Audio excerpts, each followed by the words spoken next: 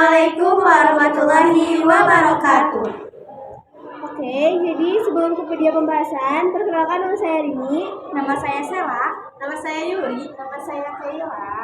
Jadi di sini kita akan membahas sedikit mengenai permasalahan sosial akibat adanya globalisasi dan digitalisasi.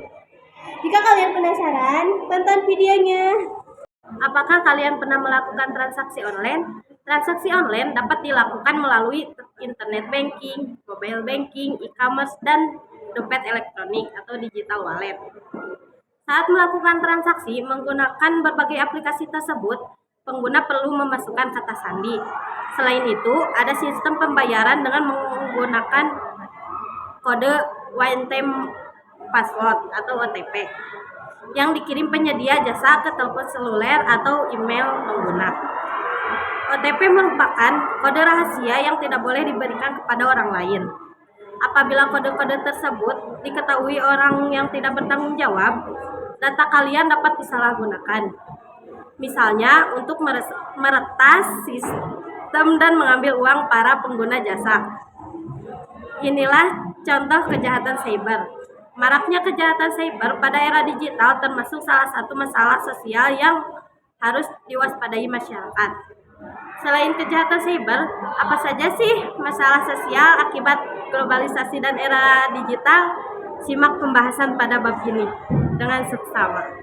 Yang pertama yaitu transformasi sosial merupakan penataan kembali sebuah aspek dari cara kita berpikir sampai cara kita hidup, khususnya pada aspek budaya, hubungan sosial, politik, dan ekonomi. Perubahan sosial berbeda dengan transformasi sosial. Perubahan sosial yaitu perubahan yang terus-menerus berlangsung. Sementara itu, transformasi sosial dapat dikategorikan sebagai perubahan yang radikal atau mendadak. Oleh karena itu, transformasi sosial lebih berpotensi memunculkan masalah sosial.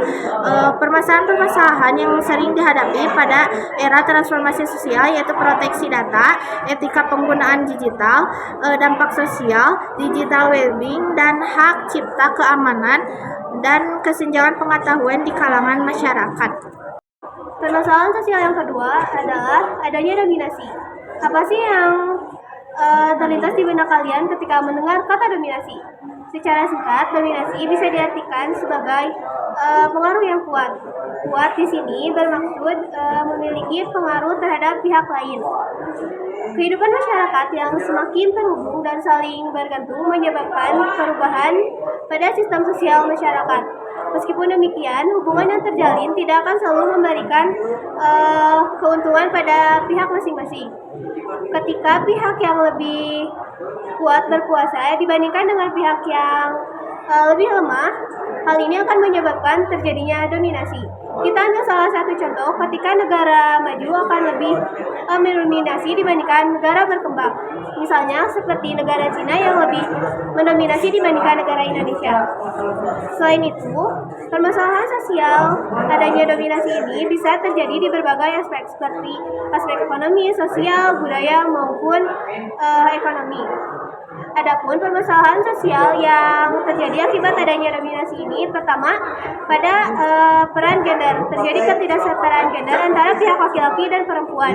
Yang kedua, ada budaya lokal yang terasing akibat adanya budaya asing yang lebih mendominasi dibandingkan budaya lokal. Dan yang terakhir, ada dominasi politik. Yang ketiga, ketidakmampuan adaptasi. Ketidakmampuan adaptasi ini bisa dilakukan dengan cara MOST atau Management of Social Transformation. Ini salah satu rekomendasi untuk membangun adaptasi di masyarakat dunia.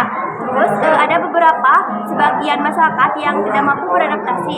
Adanya lansia, masyarakat miskin, dan penduduk yang hidup di wilayah terpencil. Terus ada juga faktor ketidakmampuan adaptasi. Yang pertama perubahan masyarakat rendah. Yang kedua keterbatasan akses informasi. Yang ketiga keterbatasan fisik seseorang. Yang keempat lokasi yang sulit dijangkau. Yang terakhir yaitu ada sistem sosial masyarakat yang tertutup. Perubahan sosial seperti modernisasi, globalisasi, digitalisasi akan terus berkembang di berbagai kehidupan masyarakat. Oleh karena itu, masyarakat dituntut untuk mampu beradaptasi, yaitu dengan perubahan. Salah satunya yaitu kita harus meningkatkan pendidikan, terus ada pemerataan akses dan pendampingan bagi masyarakat yang rentan atau membutuhkan. Oke, jadi itu dia yang bisa kita sampaikan mengenai permasalahan sosial akibat adanya digitalisasi dan globalisasi.